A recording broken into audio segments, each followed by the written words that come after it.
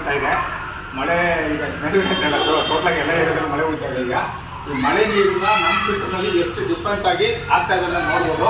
ಸ್ವಲ್ಪ ಇಲ್ಲಿ ಬಮ್ಮ ಆಗ್ತಿರ್ತದೆ ನೋಡಿ. ಇಲ್ಲಿ ಮಳೆ ಸ್ವಲ್ಪ ಜಾಸ್ತಿ ಆಗಿರೋದ್ರಿಂದ ಗಲೀಜು ಜಾಸ್ತಿ ಎದ್ದಿದೆ ನೋಡಿ, ಎಷ್ಟು ಗಲೀಜಿದೆ ಅಂತೇಳಿ. ಬಟ್ ಇಲ್ಲಿ ನೋಡಿ, ಇಲ್ಲಿ ಕ್ಲೀನಾಗಿದೆ ನೋಡಿ. ಇಲ್ಲಿ ವೇಸ್ಟ್ ವಾಟರ್ ಈ ಕಡೆ ಸ್ಟ್ಯಾಗ್ನೆಟ್ ಆಗಿ ನಿಂತಿದೆ.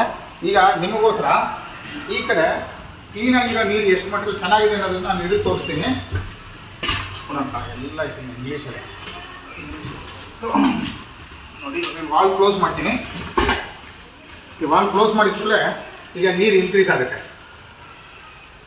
ನೋಡಿ. 2 ನಿಮಿಷದಲ್ಲಿ ಇನ್ಕ್ರೀಸ್ ಆಗುತ್ತೆ. ಇಲ್ಲಿ ಮೇಲ್ಗಡೆ ಎಷ್ಟು ಗಲೀಜಿದೆ ನೋಡಿದ್ದೀರಾ ನೋಡಿ. ಇವಾಗ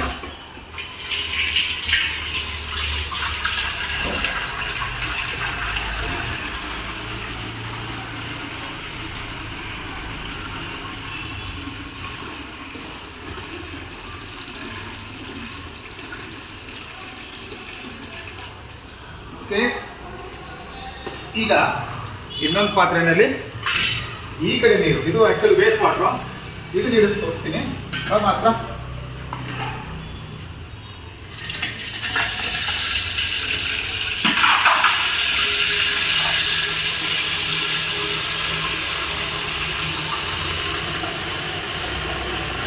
ನಮಗೆ ಹತ್ತಿರ ಬಮ್ಮ ನೋಡಮ್ಮ ಗಲೀಜು.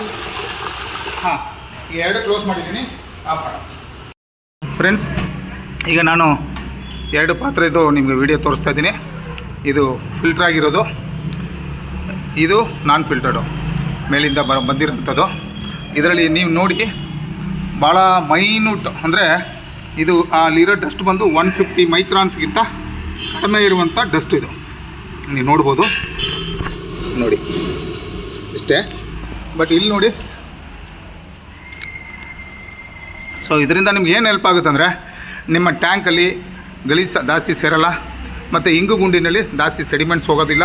ಸೊ ನಿಮಗೆ ಮೇಂಟೆನೆನ್ಸ್ ಖರ್ಚು ಉಳಿತದೆ, ಇನ್ವೆಸ್ಟ್ಮೆಂಟ್ ಖರ್ಚು ನಿಮಗೆ ರಿಟರ್ನ್ಸ್ ಬರುತ್ತೆ ಈಸಿಯಾಗಿ.